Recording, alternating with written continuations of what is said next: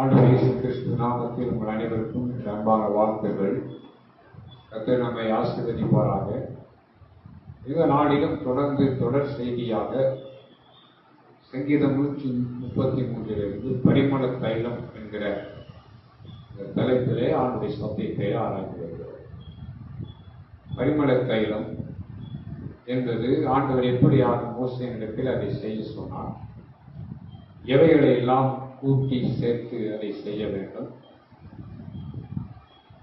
அதை எப்படி பயன்படுத்த வேண்டும், அந்த பரிமள தைலங்கள் எவைகளுக்கெல்லாம் அடையாளமாக இருக்கிறது அப்படின்னு பார்த்தோம். நாமும் கூட நம் இருதயத்தில் வாசனை உள்ளவைகளாகிய எல்லாவற்றையும் கூட்டி சேர்த்து நம் ஆவியிலே கூட்டி சேர்த்து பரிமளமேற்றி தேவனுக்காக நாம் நற்கண்டங்களாக நல்ல தைலமாக இப்படி வாசனை வீச வேண்டும். அதுக்கு என்னென்ன வாசனை உள்ளவர்களெல்லாம் கூட்டி சேர்க்கணும் அப்படின்னு பார்த்தோம். பரிமள தைலம் எவைகளுக்கெல்லாம் அடையாளமாக இருக்கிறது, எப்படிப்பட்டதுக்கு பார்த்தோம். அது மாத்திரம் இல்லை, இந்த பரிமள தைலமான ஐக்கியம் அங்கே ஆண்டவர் ஆசீர்வாதத்தின் ஜீவனை கற்றுகிறார். அங்கே என்று இந்த பரிமள தைலம் என்பது நல்ல ஐக்கியத்துக்கு அடையாளமானது. தேவனோடு உள்ள ஐக்கியம், ஒரு நல்ல தேவனுக்கு மகிமையான ஒரு குடும்பத்தின் ஐக்கியம், சபையின் ஐக்கியம், வாசனை நிறைந்த ஐக்கியம் இருக்கும்போது, பரிமள தைலம் போன்ற ஐக்கியம், வாசனையோட ஐக்கியம் இருக்கும்போது அங்கே ஆண்டவர் ஆசீர்வாதத்தையும் ஜீவனையும் கண்டிருக்கிறார். அந்த ஆசீர்வாதத்தின் ஜீவனை குறித்து தான் நமக்கு தொடர்ந்து தேவ கிருபையில ஆராய்ந்து வருகிறோம். ஆசீர்வாதத்தோடு ஜீவனோடு எதெல்லாம் சேர்ந்து இருக்கும் அப்படின்னு சொல்லி ஆராய்ந்து வரும். முதலாவது பார்த்தோம் ரட்சிப்பு. ஆசீர்வாதத்தோடு ஜீவனோடும் ரட்சிப்பு சேர்ந்து இருக்கும் என்று பார்த்தோம். சமாதானம் இருக்கும் என்று பார்த்தோம். ஆசீர்வாதத்தோடு ஜீவனோடு வேண்டுதல், ஜெப வாழ்க்கை இருக்கும் என்று பார்த்தோம். மாத்திர ஆசீர்வாதத்தோடும் ஜீவனோடும் கனி நிறைந்த வாழ்க்கை இருக்கும், கனிகள் இருக்கும் என்று பார்த்தோம். இந்த வாரத்தில் ஆசீர்வாதத்தோடு ஜீவனோடு என்ன இருக்கிறது என்று வேதத்தில் நாம் ஒரு சில காரியத்தை ஆராய்ந்து பார்க்க போகிறோம்.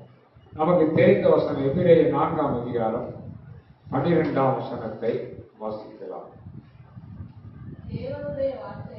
நல்லா கவனிக்கணும். தேவனுடைய வார்த்தையானது ஜீவனும் வல்லமையும் உள்ளதாயும் இருபுறமும் கருக்குள்ள எந்த பட்டயத்திலும் கருக்கானதாயும் ஆத்துமாவையும் ஆவியையும் கணுக்களையும் ஊனையும் பிரிக்கத்தக்கதாக உருவ குத்துகிறதாயும் இருதயத்தின் நினைவுகளை யோசனைகளையும் வகையறுக்கிறதாய் இருக்கிறது. இந்த வசனத்திலே நாம் பார்த்தோம், கர்த்தருடைய வார்த்தை வசனம், கர்த்தருடைய வார்த்தை தேவனுடைய வசனம் எப்படிப்பட்டதாக ஆண்டவர் நமக்கு தந்திருக்கிறார் என்று அந்த வசனத்திலே தெளிவாக தேவனுடைய வார்த்தை சொல்கிறார். அதில் வாசிக்கும் போது கர்த்தருடைய வசனம் வல்லமை உள்ளது, ஜீவன் உள்ளது என்று சொல்லி அந்த இடத்துல பார்க்கிறோம். ஆசீர்வாதத்திலும் ஜீவனிலும் என்ன இருக்கு? அந்த ஜீவனோடு வல்லமை இருக்கிறது என்று அந்த வசனத்தின் முன்பகுதி சொல்கிறது. தேவனுடைய வார்த்தையானது ஜீவனும் வல்லமையும் என்று எழுதப்படுகிறது. அப்ப ஜீவனும் வல்லமையும், அப்ப தேவனுடைய வார்த்தை ஜீவன் இருக்கிறது, அதோடு சேர்ந்து வல்லமை இருக்கிறது. ஆண்டுடைய வசனத்தில் உள்ள ஜீவனும் வல்லமையும், ஜீவன் எதை செய்யுமோ ஒரு ஆத்மாவுக்கு, ஒரு தேவ பிள்ளைக்கு, அந்த வசனத்தில் இருக்கிற ஜீவன் அதை செய்யும். செத்தவனுக்கு செத்த வாழ்க்கையில் இருக்கிற மரித்து போன நிலைமை உள்ளவர்களுக்கு ஜீவன் தேவை. அதனால்தான் ஆண்டுடைய சுவிசேஷத்தை நாம் பிரசங்கிக்கும் போது அந்த சுவிசேஷம் வல்லமை உள்ளது என்று பவுல் சொல்கிறார். நீங்க வாசிக்கும் போது 1 தெசலோனிக்கேயர் 1ஆம் அதிகாரம் 5ஆம் வசனம் வாசிக்கலாம். எங்கள் சுவிசேஷம் உங்களிடத்தில், நல்லா கவனிங்க, வசனத்தோடே மாத்திரம் அல்ல, பாருங்களேன், வல்லமையோடும் பரிசுத்த ஆவியோடும் முழு நிச்சயத்தோடும் வந்தது. பாருங்களேன், எங்கள் சுவிசேஷம், இந்த வசனம் எங்கள் சுவிசேஷம். சுவிசேஷம் எது? இயேசு தான் சுவிசேஷம், அவருடைய வசனம் தான் சுவிசேஷம், சத்தியம் தான் சுவிசேஷம், தேவனுடைய வார்த்தை தான் சுவிசேஷம். அந்த வார்த்தை, அந்த சுவிசேஷம் பவுல் பிரசங்கித்த போது ஏதோ அவர் படித்த வசனத்தை அப்படியே சொல்லிவிட்டு வரவில்லை. அவர் பிரசங்கித்த சுவிசேஷம், தேவனுடைய வார்த்தை வெறும் வசனமாக அல்ல, வல்லமையோடும் பரிசுத்த ஆவியின் முழு நிச்சயத்தோடும் என்று கூறப்பட்டவர். ஆண்டவருடைய வார்த்தையில் ஜீவன் இருக்கிறது, வல்லமை இருக்கிறது. அப்ப ஜீவன் எப்படிப்பட்டவர்களுக்கு ஜீவன் தேவையோ, இந்த சுவிசேஷத்தை நாம் பிரசங்கிக்கும் போது அவர்களுக்கு அதை ஜீவனை கொடுக்கிறது. அதே வழியில் வல்லமை என்பது சத்துருவினுடைய சகல கிரியைகளையும் நிர்மூலமாக்கக்கூடிய ஒன்று. ஆண்டுடைய வல்லமை, அவர் சர்வ வல்லவர், அவரிடத்தில் அவர் சர்வ வல்லவர், அவரால் செய்யக்கூடாத காரியம் ஒன்றும் இல்லை. அவர் வாயிலிருந்து புறப்படுகிற வார்த்தையில் ஜீவன் இருக்கிறது, வல்லமை இருக்கிறது. ஆனால் நான் சொன்னார், மனுஷன் அப்பத்தினால் மாத்திரம் அல்ல, தேவனுடைய வாயிலிருந்து புறப்படுகிற ஒரு வார்த்தையினால் பிழைப்பான் அப்படிங்கிறார். அப்படின்னா அது ஜீவனை கொடுத்து நம்மை வாழ வைக்கக்கூடியது, பலப்படுத்தக்கூடியது. அதே போல வல்லமை உள்ளதாக இருக்கிறது வசனம். இதுக்கு சத்துருவினுடைய சகல வல்லமைகளையும் மேற்கொள்ள தேவனுடைய வார்த்தை வல்லமை உள்ளது. அப்ப நமக்கு வல்லமை, தேவன் தம்முடைய வார்த்தையை வல்லமையாய் பயன்படுத்த வேண்டிய சூழ்நிலைகளில், வேலைகளில், காரியங்களில் வல்லமையோடு அந்த வசனத்தை பயன்படுத்துகிறார் நமக்காக. அந்த வசனத்தை ஜீவனுக்கு ஏதுவாக ஜீவன் அடையும்படி பயன்படுத்தும் போது நமக்கு ஜீவனை கொடுக்கிற வசனமாய் இருக்கிறது. அதே போல அந்த வசனத்தில் பார்க்கிறோம், ஆண்டுடைய வசனம் இருபுறமும் கருக்குள்ள பட்டயம் என்று எழுதப்பட்டிருக்கிறது. கருக்குள்ள பட்டயம், இருபுறமும் கருக்குள்ள பட்டயம். அதை எப்படி சொல்கிறார்கள்? இருபுறமும் கருக்கு என்பது தமிழ் பைபிள், இருபுறமும் வாய் உள்ள பட்டயம் என்று சொல்கிறார். கருக்குள்ள பட்டயம். கருக்கானது என்ன செய்யும்? எல்லாவற்றையும் சரிப்படுத்த வேண்டிய, அறுத்து சரிப்படுத்த வேண்டிய, செம்மையாக்க வேண்டிய பகுதிகளை செம்மையாக்கும். எதையெல்லாம் அதே வசனம் சொல்கிறது பாருங்க. அந்த வல்லமையுள்ள வார்த்தை கணுக்களை உருவக்குத்துகிறது, ஊனை, இருதயத்தின் எண்ணங்களை, யோசனைகளை, நினைவுகளை எல்லாம் வகையறுக்கிறதா இருக்கிறது. இந்த வசனத்துடைய வல்லமை எப்படிப்பட்டதுன்னு பாருங்களேன். அது ஜீவனை கொடுக்கிறது மட்டும் இல்லை, அது என்ன செய்கிறதா? வகையறுக்கிறது. நம்முடைய எண்ணங்கள் எப்படி இருக்கணும், நம்ம நினைவுகள் எப்படி இருக்கணும், அதில் எதெல்லாம் கலக்கக்கூடாது, நம் சரீரம் எப்படிப்பட்டதா இருக்கணும், நம்முடைய ஆவிக்குரிய மண்டலத்தில் எப்படிப்பட்டதா நாம் வாழணும், எப்படிப்பட்டவர்களாய் வாழணும், சரீர பிரகாரமாய் எப்படி நம்ம ஜீவிக்கணும். இந்த வசனம் சரீரத்துக்கும் ஆத்மாவுக்கும் எப்படிப்பட்டதான வல்லமையான காரியங்களை செய்கிறது என்பது அந்த வசனத்தில் அழகாய் தேவனுடைய வார்த்தை சொல்கிறது. ஆகவே ஆசீர்வாதம் ஜீவன் என்பதோடு கர்த்தர் தம்முடைய வல்லமையை தந்திருக்கிறார்.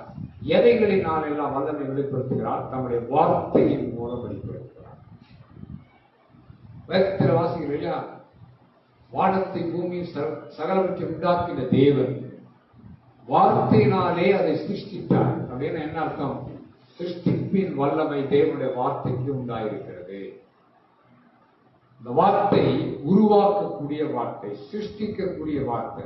இயற்கை மட்டுமில்லை, உலகத்தை படைப்பதற்கு மட்டும் இல்லை, நமக்குள் சிருஷ்டிக்கக்கூடியவைகள் எல்லாம் நிறைய இருக்கு.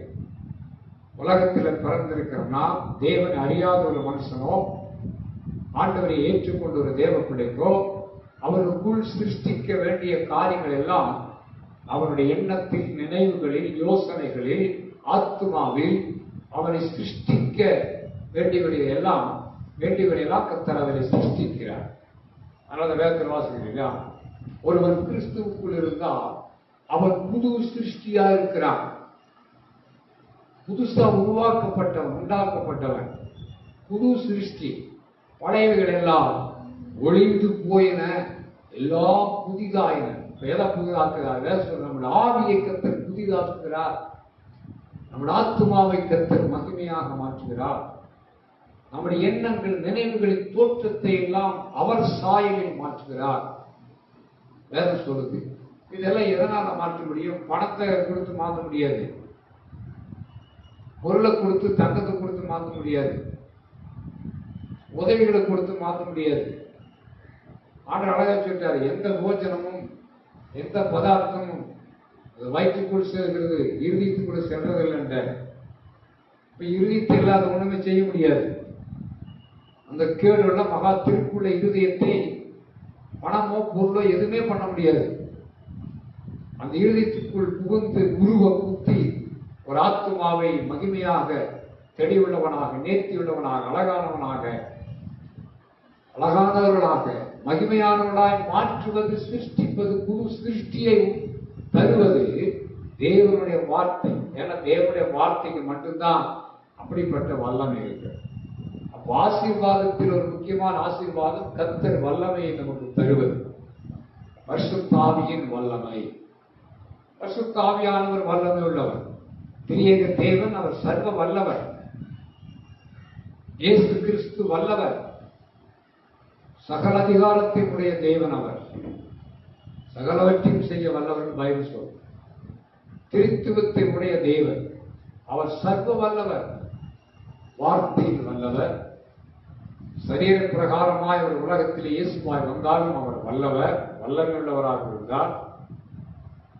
சகல சத்துருவின் வல்லமைகளை அவர் நிர்மூலமாக்கி ஜனங்களுக்கு விடுதலை கொடுத்தார். தேவனுடைய வல்லமையை அவர் விளங்க பண்ணினார். பரிசுத்த ஆவியாகிய தேவன் அவர் வல்லமை உள்ளவர். பரிசுத்த ஆவியினாலும் வல்லமையினாலும் ஒரு தேவப்பிள்ளை நிரப்பி அவனை பயன்படுத்துகிறார் ஆண்டவர். திரியேக தேவன் வல்லமை உள்ளவர். அவர் வார்த்தை வல்லமை உள்ளது. ஆகவே எனக்கு தெரியுமானே, அந்த வல்லமை நமக்கு பல விதத்தில் ஆசீர்வாதமாக உலகத்திலே கொடுத்திருக்கிறார். அது எப்படிப்பட்ட வல்லமை என்பதை குறித்து நாம் ஒரு சில வசனங்களை தியானித்து பார்க்கும் போது நீங்க வாசிப்பீங்கன்னு சொன்னா, எபிரேயர் 1ஆம் அதிகாரம் 3ஆம் வசனத்தை வாசிப்போம். தேவனுடைய வார்த்தையின் வல்லமை என்னெல்லாம் செய்யுங்க நமக்கு ஆசீர்வாதம் கொண்டு வரும். இவர் இயேசு, இவர் அவருடைய தேவனுடைய மகிமையின் பிரகாசமும் அவருடைய தன்மையின் சுரூபமாய் இருந்து, நல்லா கவனிங்க, சர்வத்தையும்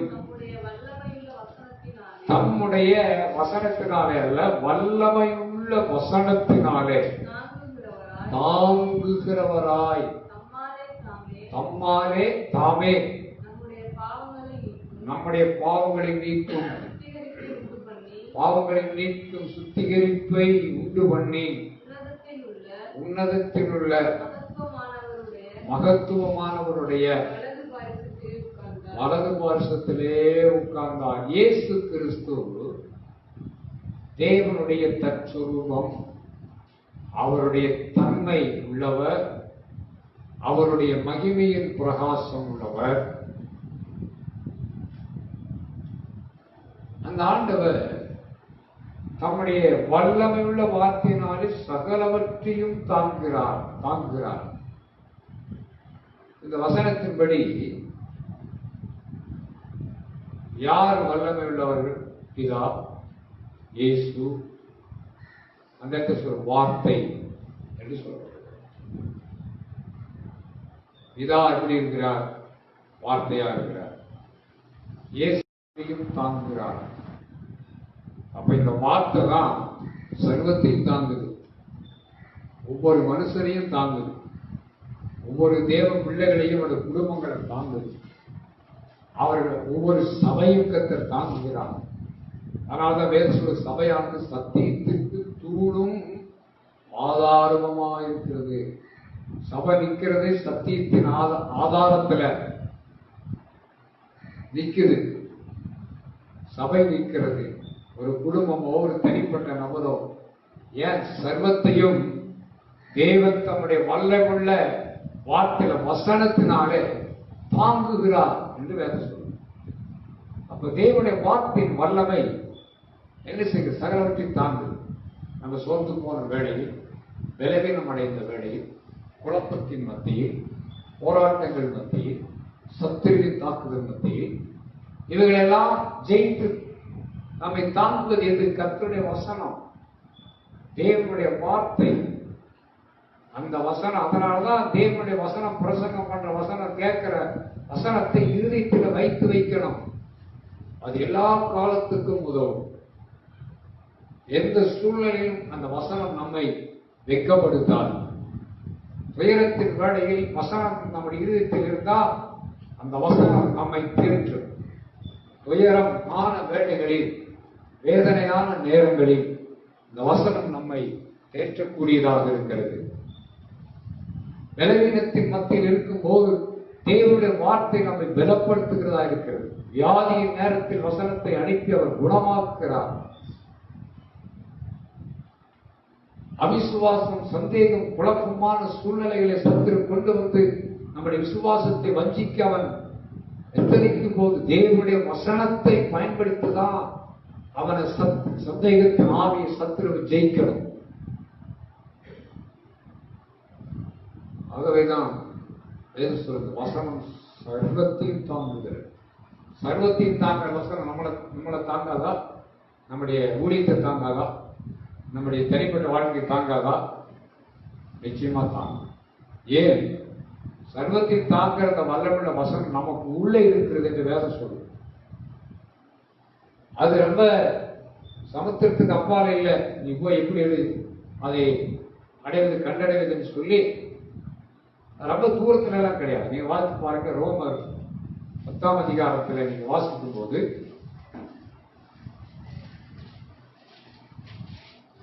எட்டாம் வசனம் நீங்க வாசிக்கலாம். இந்த வார்த்தை அதுக்கு முன்னாடி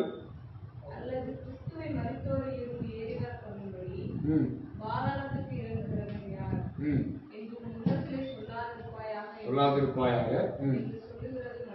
நன்றி. இந்த வார்த்தை உனக்கு சமீபமாய் உன் வாயிலும் உன் இருதயத்தில் இருக்கிறது என்றும்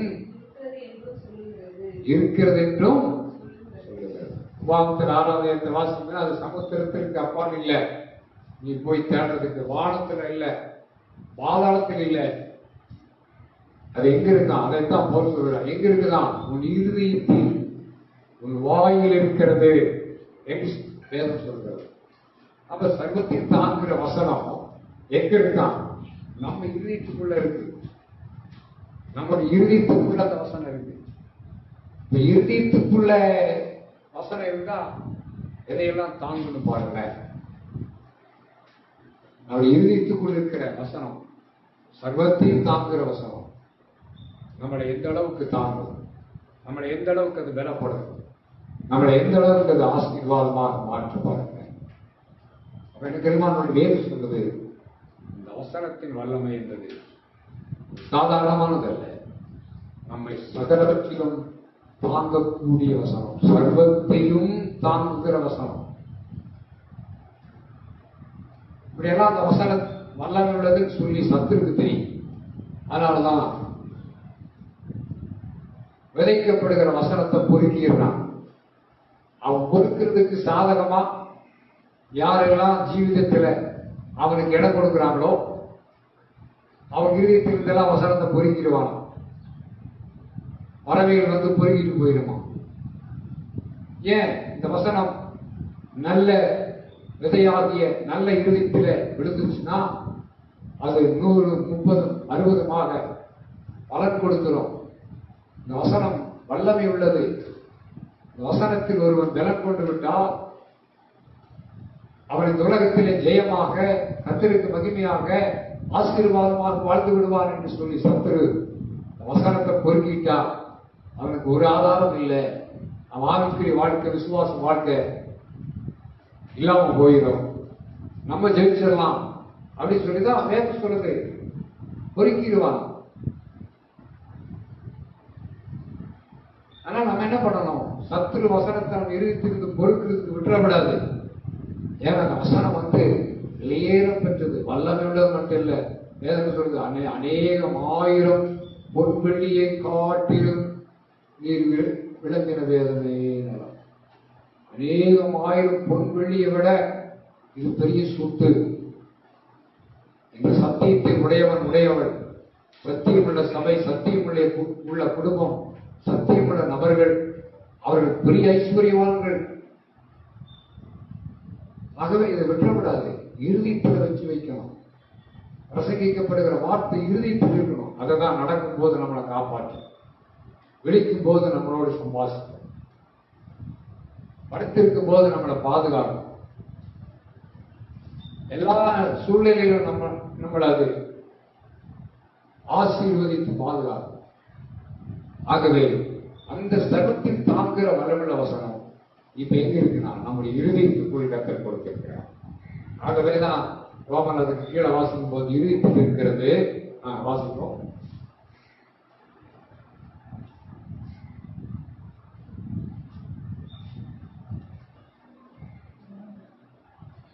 பத்தாம் அதிகாரத்துல ரோமன் 10:9 என்னவென்றால் இயேசுவை நீ உன் வாயினாலே அறிக்கையிட்டு தேவன் அவரை மரித்தோரிலிருந்து எழுப்பினார் என்று உன் இருதயத்தை விசுவாசித்தார், ரட்சிக்கப்படுவாய். அல்லேலூயா. எதை ஆண்டவரை விசுவாசிக்கணும்? எதைய? வார்த்தையை விசுவாசிக்கணும். அந்த வார்த்தையை உள்ளத்தில் விசுவாசி இயேசு உள்ளத்தில் வருகிறார். இயேசுவே இருதயத்தில் வாங்கினா வார்த்தை உள்ளத்தில் வரும். ஏன்னா வார்த்தை அவர் ஒண்ணுதான். அவர் உள்ளத்தில் வந்தாலே ரட்சிப்புங்கிற பிரகாசம், ரட்சிப்பின் மகிமை, ரட்சிப்பின் விடுதலை, ரட்சிப்பினுடைய பூரணம் எல்லாமே கிடைக்கும். ஆகவே பெருமான கை ஜீவனும் ஆசீர்வாதத்தோடு வல்லமை கர்த்தர் நமக்கு தருகிறார். அடுத்து நீங்க வாசிப்பீங்கன்னா யாக்கோபு 1:21 வசனம்.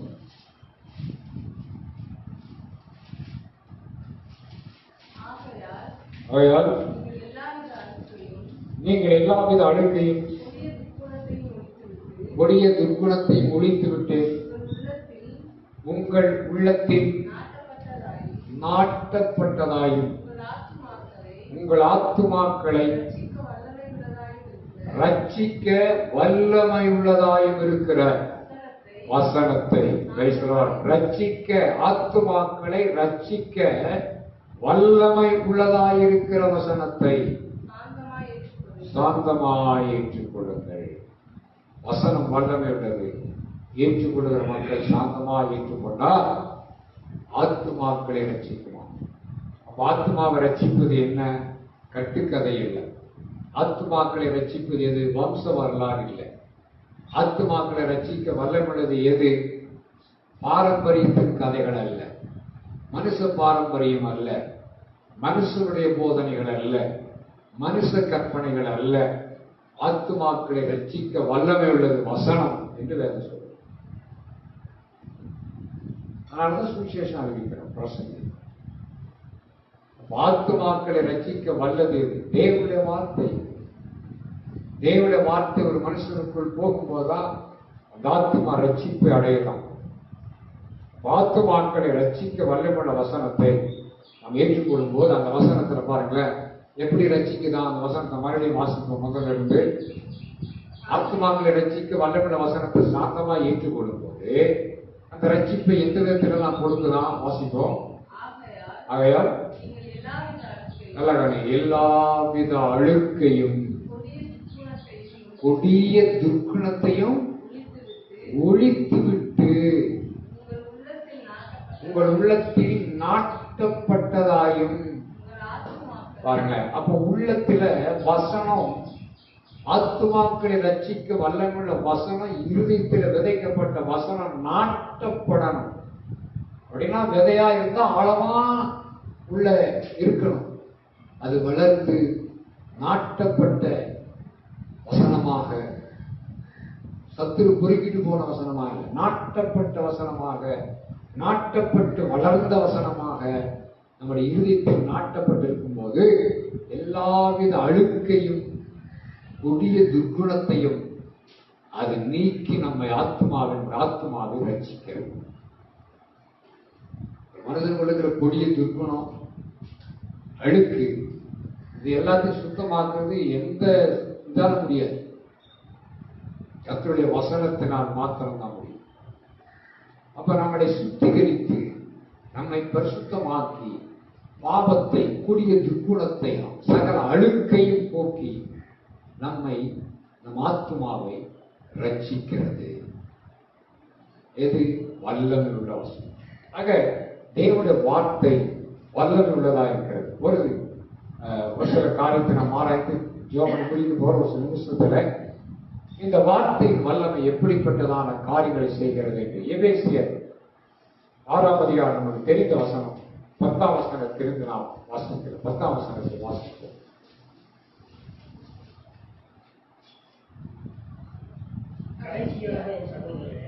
கடைசியாக என் சகோதரரே, நல்லா கவனிங்க, கர்த்தரிலும் அவருடைய சத்துவத்தின் வல்லமையிலும் பலப்படுங்கள். கர்த்தரிலும் அவர் சத்துவத்தின் வல்லமையிலும் பலப்படுங்கள். நீங்கள் பிசாசின் தந்திரங்களோடு எதிர்த்து நிற்க திராணி உள்ளவர்களாய், அல்லது வல்லமை உள்ளவர், சகலவற்றையும் செய்ய வல்லவர்களாய் இருக்கணுமா, திராணி உள்ளவர்களாய் ஆகும்படி தேவனுடைய சர்வாயுத வர்க்கத்தையும் தரித்துக் கொள்ளுங்கள்.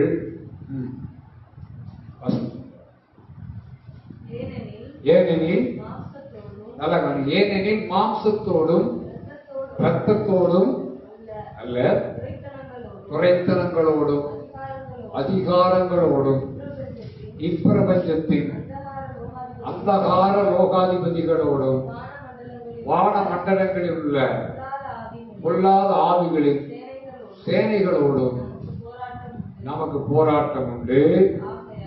ஆகையால் தீங்கு நாளிலே அவைகளை நீங்கள் எதிர்க்கவும், நல்லா கவனிங்க, சகலத்தையும் செய்து முடித்தவர்களாய் நிற்கவும் திராணி உள்ளவர்களாகும்படிக்கு தேவனுடைய சர்வாயுத வர்க்கத்தை எடுத்துக் கொள்ளுங்கள். சகலவற்றையும் செய்ய திராணி உள்ளவர்களா இருக்கணும். இப்ப எதை கொண்டு சகலவற்றை செய்ய நமக்கு திராணி கிடைக்கும்னு அந்த வசனத்துல அவர் எழுதுகிறார். சர்வாயுத வர்க்கம், சர்வாயுத வர்க்கத்தை தரித்துக் கொள். சர்வாயுதம் எதை தரிச்சுட்டு சொன்னார்?